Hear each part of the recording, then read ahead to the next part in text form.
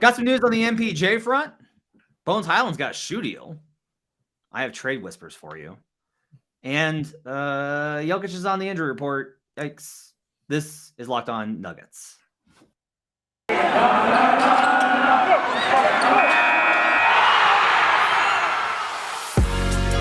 You are Locked On Nuggets, your daily Denver Nuggets podcast.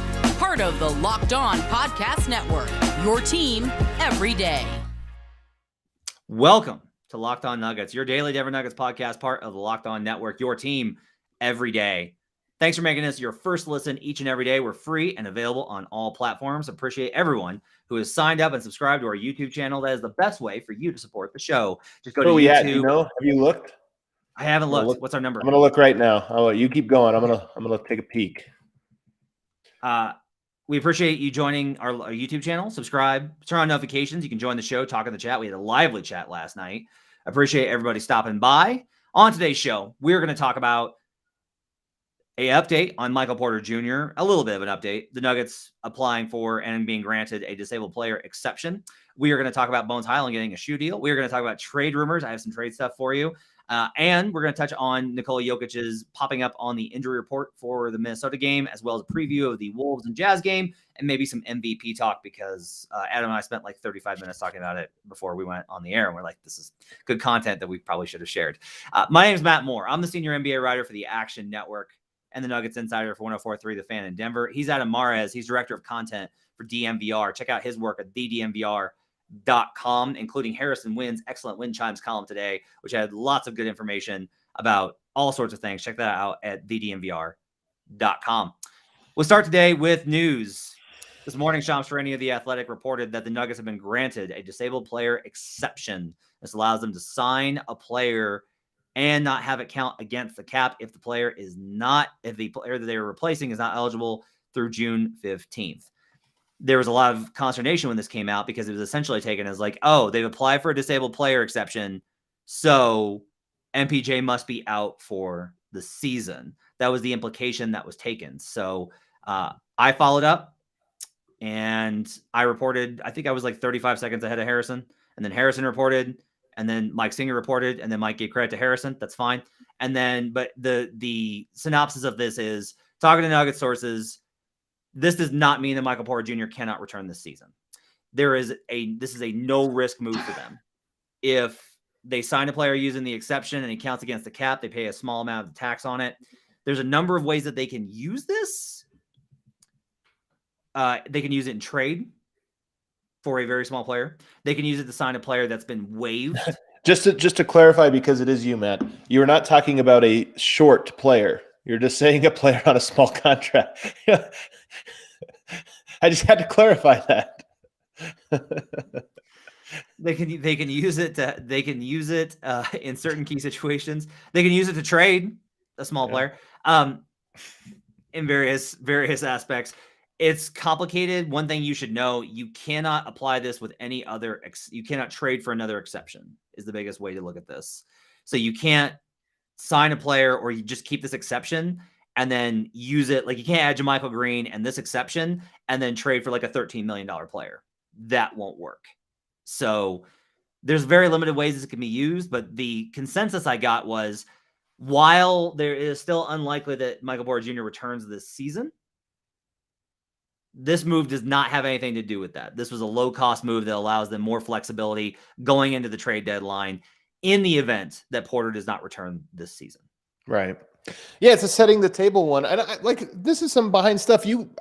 I want to see if you agree with this, because last time you pushed back on me on this, but it's always interesting when you get something from Shams and no follow-up from Woj. Usually, even when one guy beats the other, there's some kind of follow-up, and there wasn't this time. And I think that in the aftermath, with your clarifications and with Harrison's, we know that this was more maybe a formality that has been laid out as something more than what that is. And I think that's probably the best way to look at this, at least what the team is representing to us, that this is more of a, hey, we are covering bases. This has absolutely 0% to do with any update on Michael Porter that we're not sharing. Nothing has changed from what we last have told you, that we don't know. We haven't ruled him out, waiting to see how this breaks. So it did cause a little bit of a storm today, but I think the Nuggets are still hopeful that they get Michael Porter Jr. back at some point. And I think they're still of the belief that Michael Porter Jr., even if he has to come back late March, early April, something like that, is probably better than a player they would sign for $2.7 million. It's really interesting the different kind of takes that you get on the MPJ situation. There's just like, we're definitely not ruling it out. It's absolutely possible that he returns this season. And then I have comments for like, it's definitely not a given that he returns. We'd love to have him back, but it's definitely not a given. Those are the same thing, though. Backs row. I know. I'm just saying, like how it's emphasized. I pick up on a little bit of like a difference in whether or not you're a pessimist or an optimist about these things. And so that I think is kind of the case. I will say that like I was pretty confident that he was not going to come back. And as I've said, like my position on that has moved slightly. I definitely think that it's possible. And this move is, I thought, pretty smart if you're looking for the kind of deals the Nuggets are looking for, in particular, because I've talked about this before. They don't have a lot of salary on the bench to move, right? Like J Mike's at $8 million. Campazzo's only at $3 million. They have all these kind of, Zeke's at a very small amount. He's probably your most lucrative trade asset.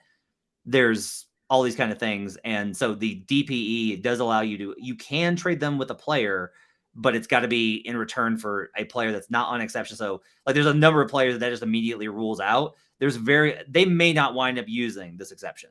Not only if for a number of reasons, like it may just expire. That's entirely possible, but it gives them a number of options. And I'll say this, it not only gives them a number of options to improve the team, it helps them in case they're looking to cut down on salary too, which may be a priority over the back half of the season. And by the way, so I think the deadline you're talking about, was it March 10th? I believe that was what was in the tweet today, March 10th, which is 6 weeks away. So, I mean, that's a long time for Denver to kind of really look and see what they have. And I imagine by March 10th, they'll have a better idea of, hey, is Michael Porter 4 weeks away, which would be the end of the season, or is he not? And at that point, you could say, all right, we'll use it. We'll have something lined up in case. So that's kind of how I view the situation. I don't think people should lose hope in Michael Porter coming, but at the same time, it was always, I even hesitate to say long shot. The long shot is, does the team and does Michael Porter himself as a player decide it is worth the risk or not?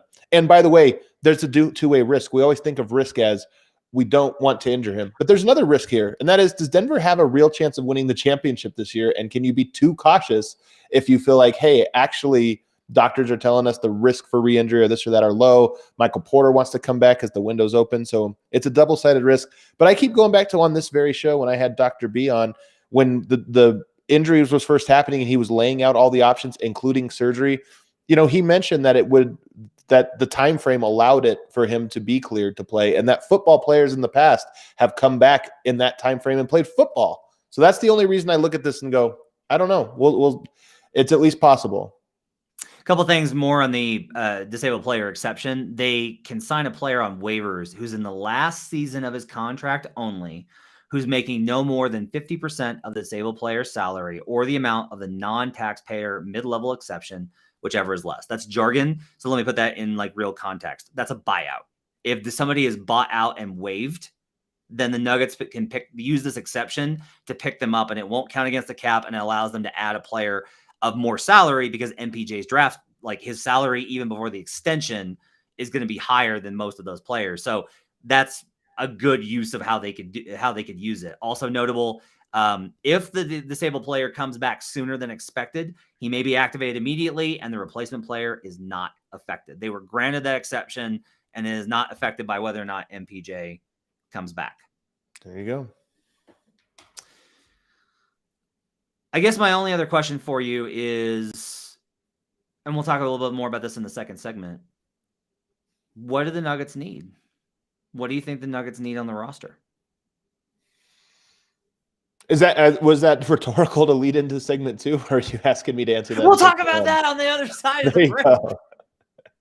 I left that one hanging on you, buddy. I'm sorry there. We'll talk about that on the other side of the break when we come back on Locked On Nuggets. But first, I need to tell you about rockauto.com. So rockauto.com is the place that you need to go to find all your parts for cars and trucks. Whether with the increasing numbers of makes and models, it's impossible for your local chain auto parts store to stock the parts that you need. Why endure often pointless or seemingly intimidating questioning Like, is your Odyssey an LX or an EX or what? And wait while the person behind the counter orders the parts for the computer, choosing the only brand their warehouse happens to carry. You've got computers with access to rockauto.com at home and in your pocket. Save time and money when using Rock Auto, up to 30%, 50%, maybe even 100% on savings when these other car parts stores will absolutely jack up the prices on you. Like a Honda Odyssey fuel pump is $353 from a chain store. It's only $216 from Rock Auto. They're a family business serving do-it-yourselfers for over 20 years, and they've got all the parts you need from brake parts, tail lamps, motor oil, and even new carpet. Go explore their easy-to-use website today to find the solution for your auto parts needs. Go to rockauto.com right now and see all the parts available for your car or truck. Right, Locked On in their How Did You Hear About Us box. They know we sent you. Amazing selection, reliably low prices, all the parts your car will ever need at rockauto.com. We'll be right back on Locked On Nuggets.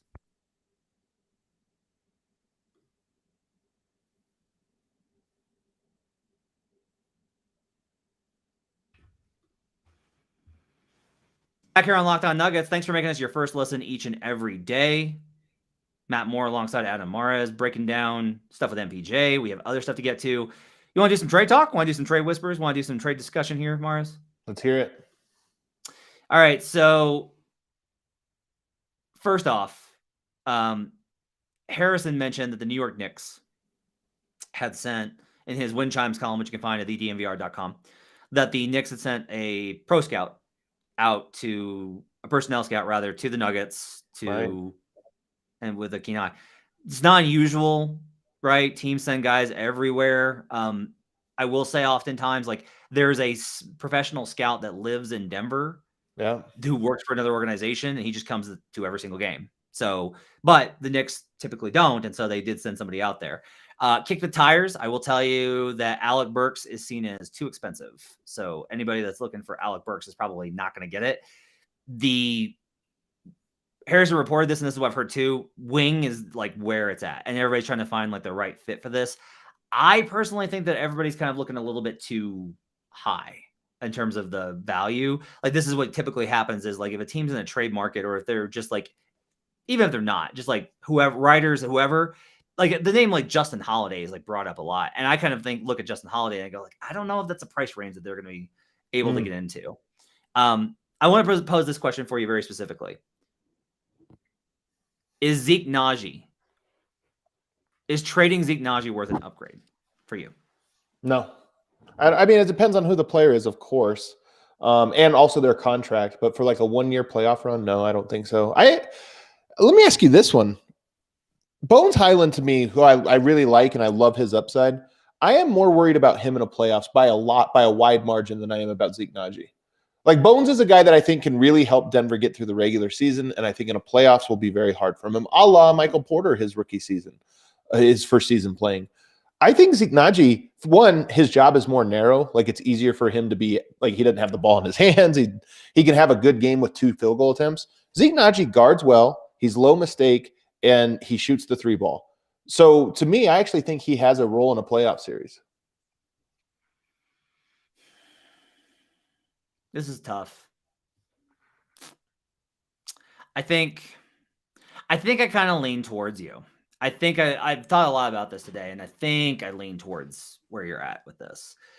There's stuff about Zeke that I still think is very, like, he's incomplete, like any second-year player is, right? I think 2 to 3 years from now, when he's added more muscle, he's going to be in a great spot. The problem is, like, the Nuggets are not going to be able to afford him at that point. Like, that's an issue. Yeah, for sure. Right? I mean, it depends on his trajectory, but certainly, if he pans out, that's the whole point of it is, like, if he pans out, he becomes expensive role player. Denver needs, like, inexpensive role players. Yeah. And so the question is, like, would you rather, like, get ahead of that and just deal and try and make a run now? Trying to evaluate whether to make a run this year, I think is got to be brutal, because you just don't know what Jamal's going to look like. You know, no one can expect Jamal to look like he did before. That's not reasonable. But the question is, like, how good does Jamal have to be for them to have a realistic shot at the title with where the landscape is right now? Yeah. Yeah, not that, I mean, pretty good still, because to win a title is very, very difficult. But certainly I don't think you have to expect 50 points from him every night. But for Zeke Naji, here's the thing. I actually think I mentioned this over at DNVR yesterday. I think you can trade Zeke Naji next year and get even more value. Like, I don't think the clock is ticking on him. It's ticking on him in like he is a trade chip. So if you're trying to get something for this season, of course, he would be one of the guys maybe you look at for a big upgrade. But to me, he's just starting to play. He's shooting 51% this season from the 3-point line. Next year, you just get a bigger sample size with that. And I think guys, then you look around and you say, hey, look, this is a guy we're willing to move. He shoots 45% as a career 3-point shooter, and he guards. He's not a superstar, but every team wants him, and his value is a lot more than right now. He's right on the cusp where it's like, yeah, but the sample size is just so small. That's fair. I think there's a possibility. Owl, by the way, there's an owl outside my window that is just going crazy. Again with the birds. I don't know if you can hear it. It's that loud. I'm sitting over here like it's unbelievable. Your Ace Ventura, which is a very timely reference I've just dropped. Like, just that's so true. Unbelievable. It's sad that is an old reference that the kids won't get. Dr. Doolittle. I think for me, one question I do have with Zeke is the inconsistency. I think is an issue, right? Like he's good when he's good, but when he's not, like he's just not there at all.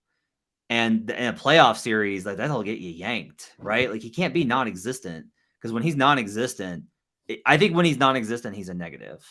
I don't think he's a player that can just kind of be Zeke. there. I think he does have to do stuff. Zeke. Yeah, I do. Yeah, I disagree. Because as a bench guy, like that, it would be true if it was a starter or this or that. But bench plays 10 minutes. Like he can be to me, Bones is the one that scares me, because I don't think teams are going to say, let's go to the drawing board. What's our plan of attack? Get Zeke Naji on an island or do this or that. I think it's, he's going to do his job. He's going to be in the system, and maybe he goes up against a matchup that's bad for him.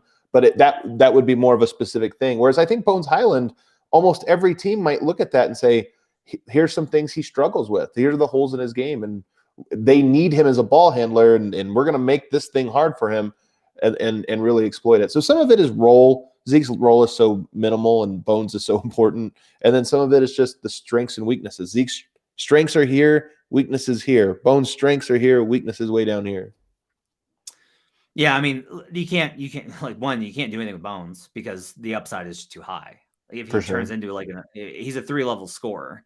If he's better than you expect, and you say you can look at all the things with his body and everything else, but I'm just kind of like, well, he may not be Trae Young, but like if Trae Young can still be viable with his defense and size, then Bones Highland can be, right? Yeah, his contract is also a year behind Zeke's, which also lines up with like Aaron Gordon and even Jamal Murray. So I'm not to get so far ahead of ourselves, but it is one of those things where you're like, you don't have to worry about that for a while. Whereas with Zeke, you really do have about one more year. I think there's a decent chance that they don't find a wing, but they do find a center. I want to ask you this question because I think you have a really good sense for like I think I always like your thoughts on what a team on the floor should look like. What should the backup center for the Nuggets, what kind of player does it need to be? Yeah, that is a good question. I still think it's like a rim roller type, in large part because it's just different from Jokic.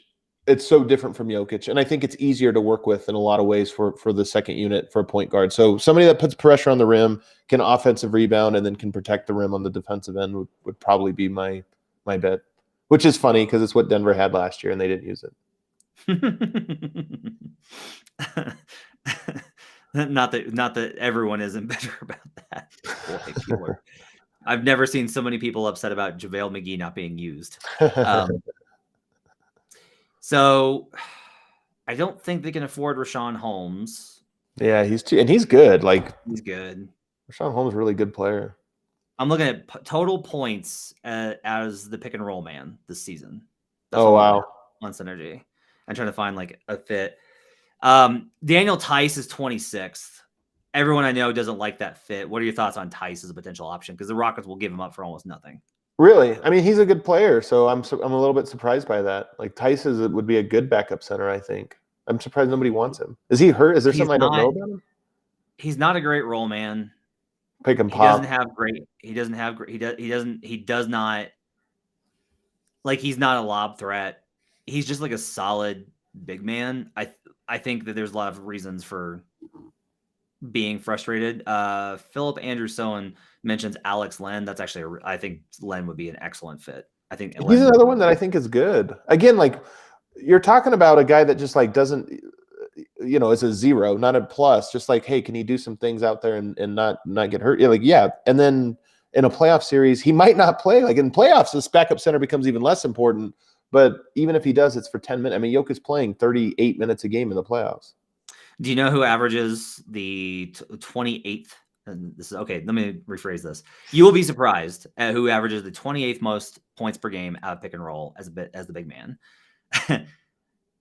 Trey Lyles for the Detroit Pistons. That's pretty funny. Former Nugget. Yeah. Not him though. Willie Hernan-Gomez from the Pelicans on that list. Cousins popped up here on his short sample of the Bucks. Your guy Isaiah Hartenstein, obviously. I mean, Hartenstein, are you kidding me? That's like the dream fit. That's the dream fit. I'm not kidding. I'm not even joking. That's the dream fit. You know why? Because he actually brings a lot of passes. He's a pretty good passer that he can do some of the stuff from your starting lineup, a la Yoke Light. But he also rolls to the rim hard, so it would work there too. Yeah, I wish they had Hartenstein. That would be fantastic. The Mavericks may look for a bigger deal. There's some thought, like now they're starting to be talk that maybe they're not going to move Brunson. I had heard that they are, but I think that's maybe outdated. Maxi, if they do a bigger deal, would you be interested in Maxi Kleber? I don't think he solves the problem Denver has, so no. Okay. He's a Zeke Naji, a J Mike, and at least close enough. I like how DeMarcus is on here twice. he's in here twice in the top like 67 of these players. That's how few real big men there are. One more here. I think this one's really interesting. Tristan Thompson. Oh, are you kidding me? He would be another like near ideal fit. If they got Tristan Thompson, I would be so in. He would be absolutely fantastic. I might like him more than Hartenstein, to be honest, in a backup role. If he was willing, obviously, to come to Denver and be on that role. Tristan Thompson, part of La Familia with LeBron James, good friend of Josh Kroenke. Well, okay, you're connecting some dots there, so I don't know. But I think Tristan Thompson would be fantastic. And in a playoff series, he's sort of, because he's not that old. I mean, he's old, but he's sort of like an Iguodala, where if he get, he's backup center, he's just going to fit in. You're going to be like, okay, he's an average dude. But I do think in a playoff series, you're like, you don't need you too often. You get 2 days off in between games. You get to do this. I think he would be very, very valuable there. Like, he's championship tested. That's meaningful. I agree. I agree. I totally agree with that. He would, I think, be a really... That's a dream fit if you were going for a... Honestly, like that would be a near dream fit for me. Phil Vanderstone also asked, what about Cauley Stein? He got waived. He did. I would just tell you, based off of my conversations with the front office, do not expect Willie Cauley Stein to be signed by the Nuggets. That's just... I think he also has a medical condition like that. I don't know if asthma mixed with something else that I can't remember what it is, but that I remember at the draft, it's like, I'm not sure he can play in Denver. Kyle says, he asked about this. He said, this non-Nuggets question, but potentially Nuggets question. What do you think is going to happen with Marvin Bagley? Bagley can be had. I'll say that. That's young crazy. Young guy. Problem is he's coming up on a contract. So if he was cheap enough, yeah, it doesn't make sense. I mean, Bagley plays no defense. That would be really difficult. He's a really bad defender, but he's an archetype that, one, I know this isn't where Denver's looking to go. 3-4 minutes alongside Jokic, I'd love it. A guy can rebound. He puts so much pressure on the rim. It's like, but I know that's almost a luxury when you're trying to like find solutions to problems. He's more of it would be fun. It's like Manimal, right? It's like kind of, yeah, but taller, bigger, taller. Luka Joric says, I would be loving me some Wood Christian. Yeah, Christian Wood, too expensive. That's probably. I mean, he's like, yeah, he's a good player. Although I wouldn't be loving. I mean, I'm not a Christian Wood guy. He's talented, but I don't. I think the fit probably not great in terms of locker room stuff or cultural identity. I think is a better way to put that. I want to ask you because we're talking about centers here, right? My opinion on Boogie right now is that Boogie is proof that having an actual big man on the bench fixes a lot of things, but that Boogie's just simply too banged up. Like, I mean, he looks it, man. He missed a layup the other day that was like, it was honestly painful. I'm not trying to, people think I'm ragging on Boogie here. I'm just looking at it and same thing. Proof of concept, A+, passed.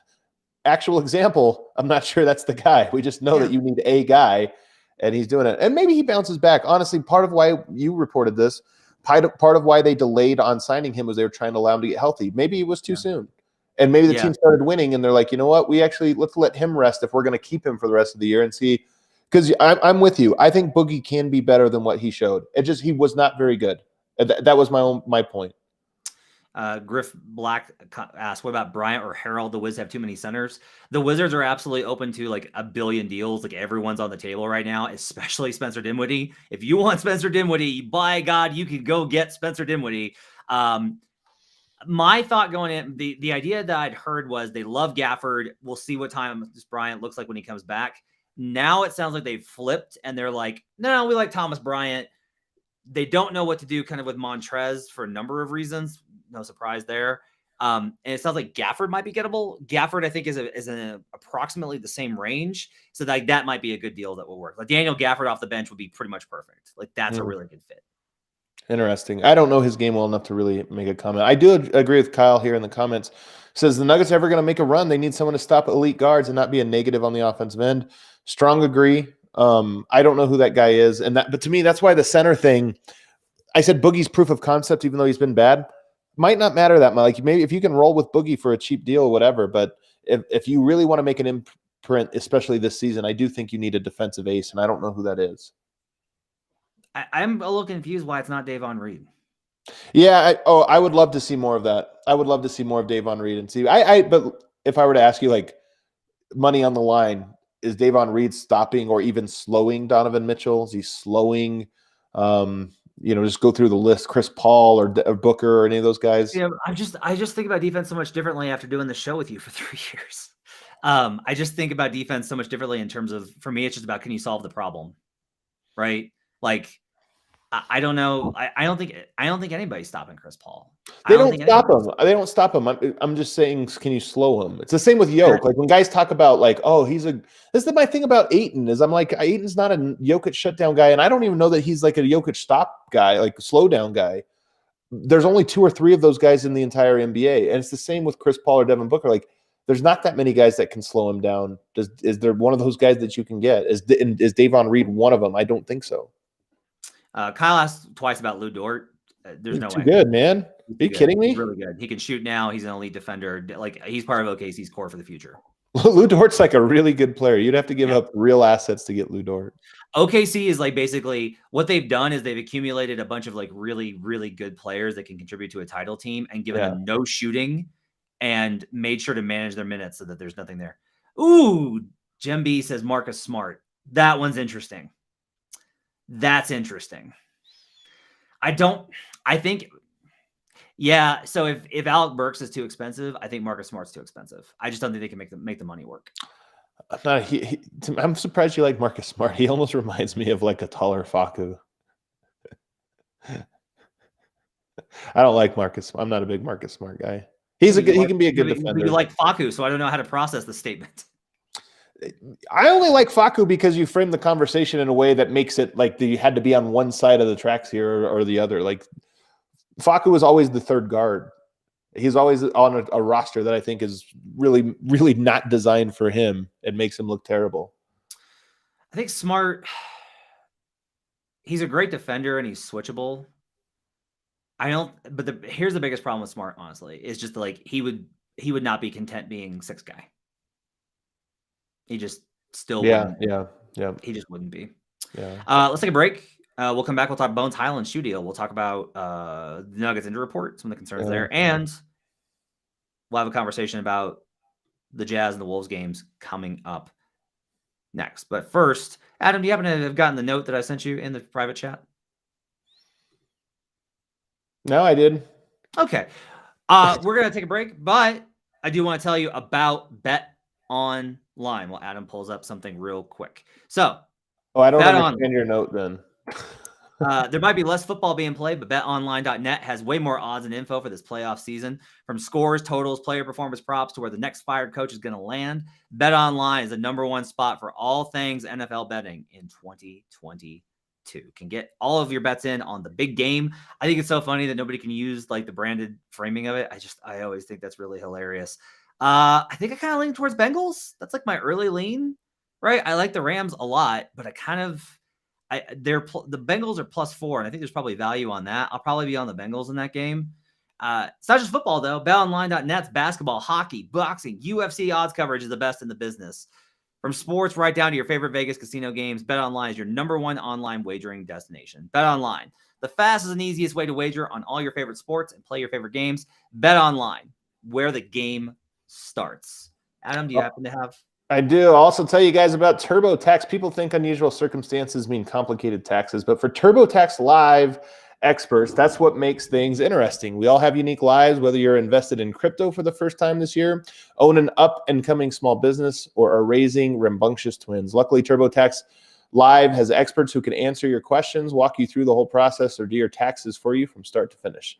They help you get every deduction you deserve, no matter your unique situation, and you can talk to a TurboTax Live expert through your phone or computer without leaving your house. TurboTax Live experts are here to help you however you need, and if you need an extra hand your taxes off to them, and they'll do it all for you. Go to TurboTax Live. Go to TurboTax.com to learn more. You do your thing. They've got your taxes. Into it, TurboTax Live. We'll be right back on Locked On Nuggets. Back here on Locked On Nuggets, final segment. Thanks for making this part of your day. And thanks for making this your first listen each and every day. We're free and available on all platforms. Make your second listen Locked On Bets.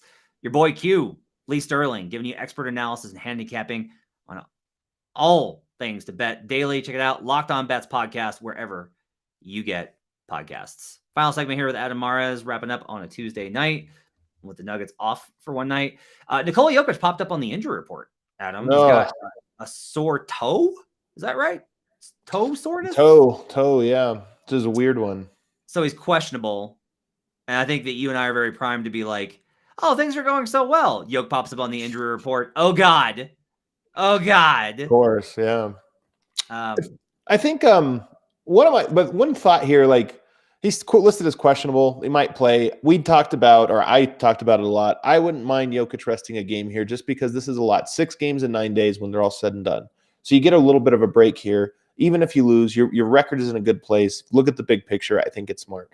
That being said, if you were going to say we're going to rest him one game, Matt, which one would it be? Minnesota, who's down below in the standings and maybe you have a better chance of beating, or Utah, who you are now just one game back in the loss column? My Joel Embiid, because I'm definitely resting versus Utah in that case. I think in this scenario, you probably, I honestly would probably rest him versus Utah. I just think the Wolves win gets you a division win. It's a higher percentage opportunity. I think you're guarding against a floor right now. And what you don't want is the Wolves to go on some surprising run and then maybe pass you. So getting another win on the Wolves, keeping them another game back, helping get tiebreaker versus the Wolves, all of those things combined, you can't get tiebreaker versus the Jazz. And I think you have to realistically look at it and say, I don't think the Jazz will continue to win at this pace, given that Gobert may be out a while, but he's not expected to be out months, and Mitchell should be back probably by that game, given his protocol and he was almost there. So I kind of already think that given that you cannot win Jazz tiebreaker and you can win Wolves tiebreaker, I would say that you probably play him versus Wolves and you rest him versus the Jazz, but that's just me. I feel like Denver can catch Utah. I really do. I mean, Denver just looks really good. I think that their schedule being weak and then just all of the things working for them, I think Denver can catch Utah. So to me, I would love to see him play that game. If the toe really is sore, maybe an extra day, helps out. It also extends the rest. Like Denver has had a lot of games in a row right now. So I feel like giving him an extra day rest right now almost resets all of that. So to me, he also got off the fourth quarter of this last one, so he's pretty well rested. If you were to rest him, I would rest him that one. But here's the thing. I kind of think he just won't rest. Yeah, I mean, me too. I mean, that's I don't think he's going to rest either one. And that's great. Why did I say this? David W. Like, well, we really think Jokic is going to rest. Like, yeah, I get it. I'll just say this: like, look, things are looking up, and you don't want his view would be like, we're finally playing well. I'm not sitting, like, we're winning. I'm not sitting now. But I'm of the opposite mindset where I'm like, you're going to be good. Like, I think you're past the worst of it. Knock on wood. Like, this is the time to maybe catch, right? A night. You've only got 4 back-to-backs left after this one. Rest this one. You can play all the rest of them. Take one. You were supposed to have rest nights this season. That was the whole point. Like, there was so much talk about it. You're into January. You're X amount of days to the All-Star break. The other thing is, I think it's a good idea to get him rest opportunities going into the All-Star break, because it's just like, okay, we're gonna get it. We're gonna kind of cool him down. He goes in the All-Star break. He gets a break. Comes back out of it, right? Like that to me, because you are gonna have to put the pedal down a little bit in March, because you do have a chance, I think, to get to like a really high seed. Memphis lost tonight. We had all that conversation last night about where they were at. Denver's only 3 games back in the loss column from Memphis now.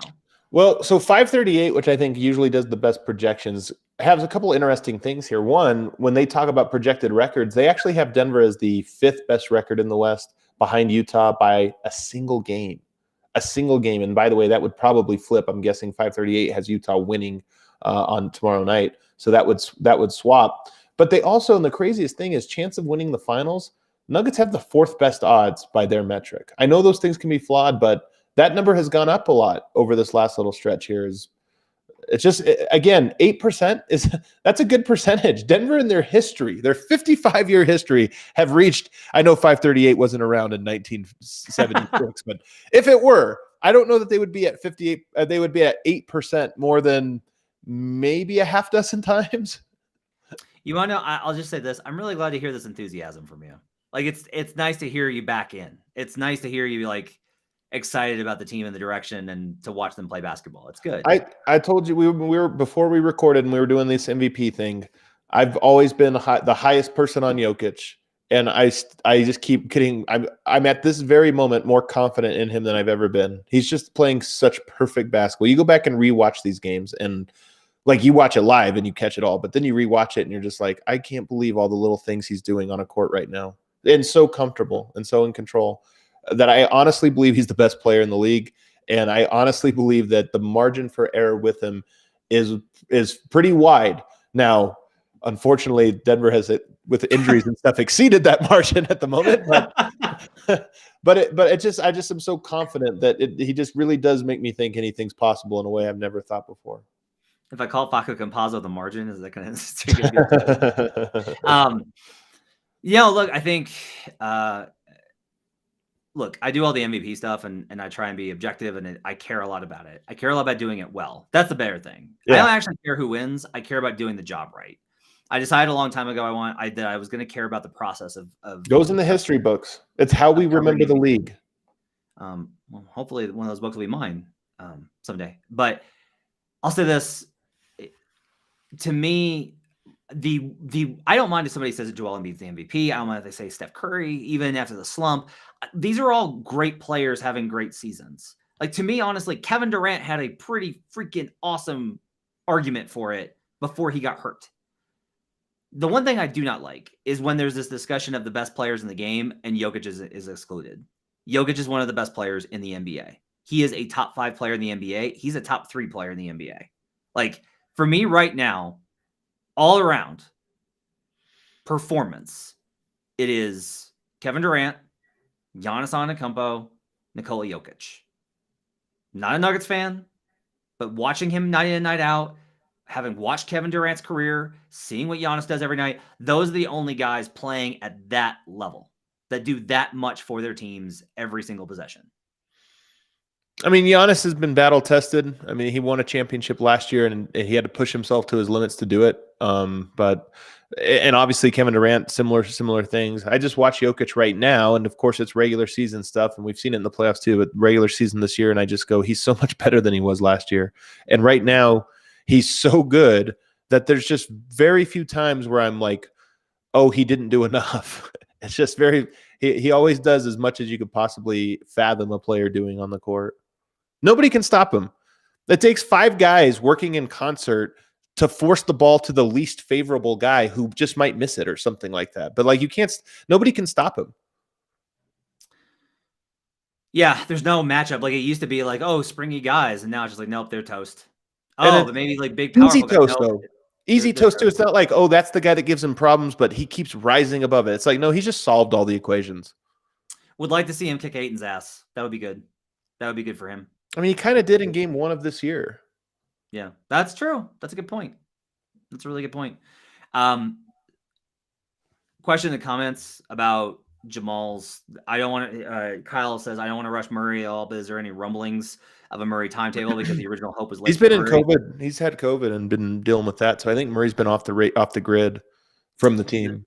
Is that still possible, or is it now mid-March or later? The COVID thing may be a setback, right? It might be. Really might. If he misses 10 days of rehab, that'll do it, right? But I will still say I have checked. I keep asking. I'm like, should I change my timetable? Have not been told.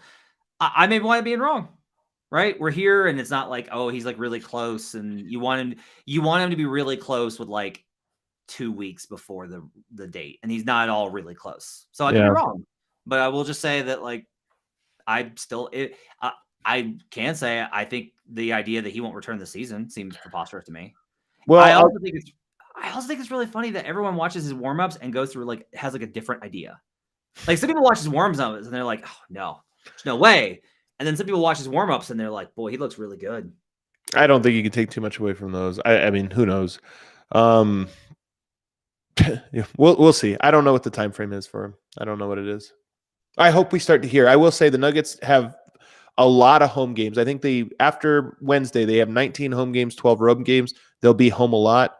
And I think that's a good thing for Murray, just being more around the team, participating in shooting drills at practice, and those types of things will be a positive. You said Bones Highland got a shoe deal. I have not heard about this. So fill the listeners in on Bones Highland's shoe deal. Under Armour. He got a shoe deal with Under Armour, which is just kind of surprising. One, he's a 26th pick in a draft. He hasn't played 1,000 minutes yet. He's in Denver. This isn't a huge market. I'm just really surprised. Like Bones Highland is incredibly charismatic.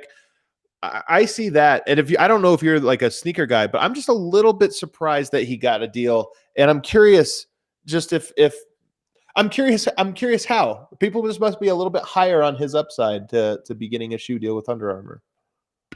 I think he's a name. I think there's a lot of he's a hooper. He's got shake, right? There's a whole underground hoop culture. I think that absolutely that generates a lot of that interest. Do you know my favorite Under Armour story? No. I tweeted this back in it was April of 2016. Okay. Cam Newton was an Under Armour guy, and you may remember him losing to your Denver Broncos. I do remember that. After winning MVP, Jordan Spieth was an Under Armour guy, collapsed in the Masters. Steph. And then I tweeted Steph Curry, Under Armour, ... And then 2 months later. So that's my Under Armour experience. But look, I think it's good for Bones to already have that kind of I think that there's a recognition that there is something up there. Boy, you should, if we were doing SEO, I'd just be like, the episode can just be called "There's Something About Bones." There's something about him, right? Like he does. I think that he pulls people. I think people like him. I think people are energized by him. Him and Cousins, I think, are the funniest combination possible on the floor, with how surly and mad Boogie is at all times, and Bones being happy and excited at all times. It's a really interesting combination. But I do think it's notable that Under Armour definitely did the research and probably looked at it and said hey, this is a guy we should take a shot on. If he hits, he's a star, and that's not true of every player. I wonder, Desmond Bane's a really good player. Is he a star if he hits? Or is he a really good player that's not necessarily a star? What player? Bane, Memphis. Oh, that's a good question.